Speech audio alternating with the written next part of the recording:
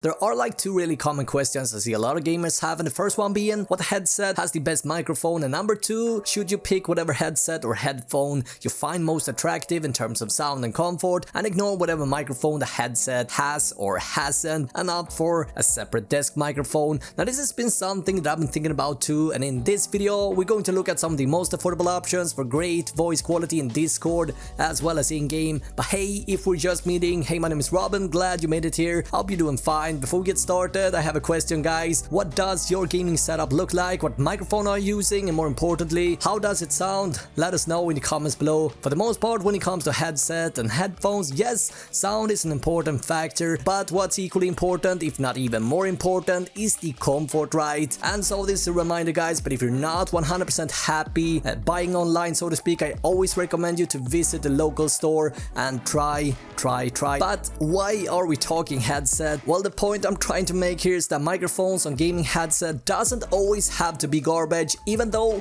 most, yes, they actually are. But after been testing lots of headset over the years, I found a handful of options that I'm willing to recommend for you guys. So with that in mind, I really don't think it's necessary to invest in a desk microphone if you rather not want to, but this is what we're going to cover in this video. I'm going to do my best to guide you to whatever might be the best choice for you, and yeah, we're going to take both solutions online and test them out and look at the practical differences. And with that said, let's jump right into it. Before you start freaking out over the fact that we're covering the best microphones for gaming and I'm bringing up gaming headsets, that might sound a bit ironic, right? And in retrospect, I used to talk people away from even considering gaming headset, because gaming headset used to be and is still in many cases very much known for not having the best sounding microphone. So this is a pretty good example of what a bad microphone on a gaming headset could sound like. On the flip side, here's what a $50 gaming headset could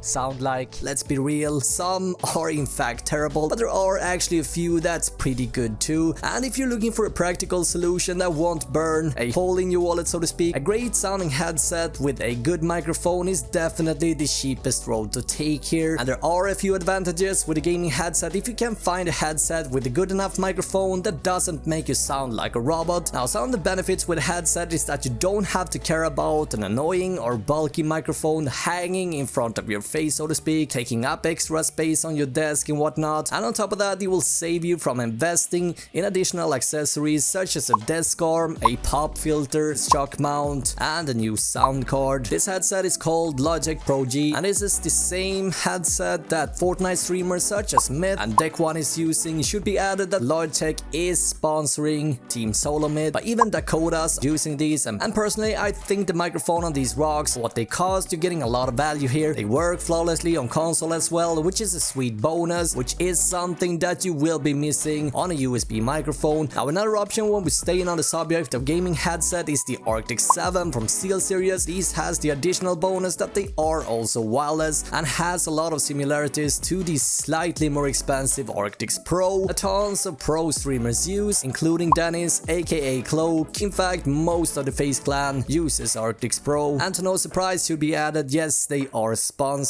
Microphone is detachable on the Logitech G, and on the Steelseries it is hidden inside the left ear cup, so you simply pull it out like this. The G Pro can actually turn into solid headphones, and because they don't have any RGB, they actually work outdoors as well. And so as you can see, guys, headsets are quite versatile in general. Because they have a pretty good microphone, they will be more than enough for most people out there. Now let's switch over to a solid desk microphone now. Now what a setup like this gives you can be really amazing if you're picky when it comes to quality. Of course, you're going to get better sound here, but does the improved sound make up for the convenience? Well, it's a question that only you can answer. Here's my 2 cents. If you're a streamer or making gaming videos, let's say for YouTube, a USB operated microphone or desk mic would be my first investment. This will show your audience that you're serious about what you're doing. A USB microphone usually gives you that, and it doesn't have to be that expensive either. For example, the blue Snowball can get you very far, but why USB and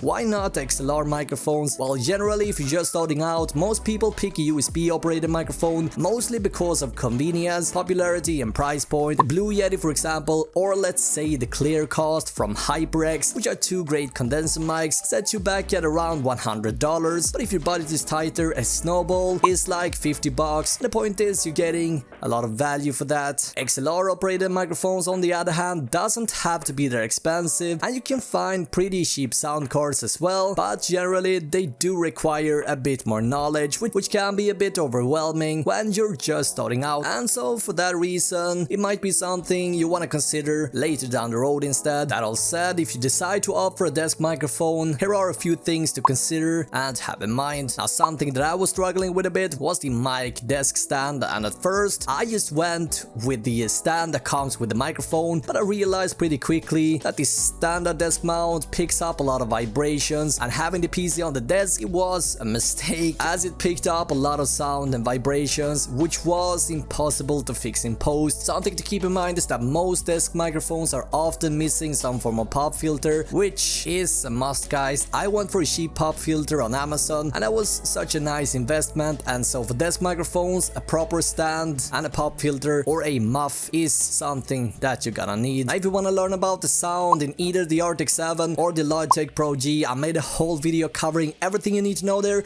I'll link that video up down below in the description box. To try and wrap this up, guys, some headsets sound bad, don't get me wrong, but there are options out there that sounds pretty good. I recommend Logitech Pro G as it offers great sound and mic for the most part. For most people, that is enough. Now, there are better sounding microphones in this category, but personally I recommend opting for a USB mic such as the Blue Yeti or an XLR setup with a dedicated sound card, but only if you're taking things very seriously. I'll link up a very popular sound card and an XLR mic as an additional option. And with that said, what do you prefer, headset or headphones? Let me know in the comments below. I'm going to be back with a brand new video in just a few days time, guys. Thank you so much for watching this video. Until next time, have an awesome day, right?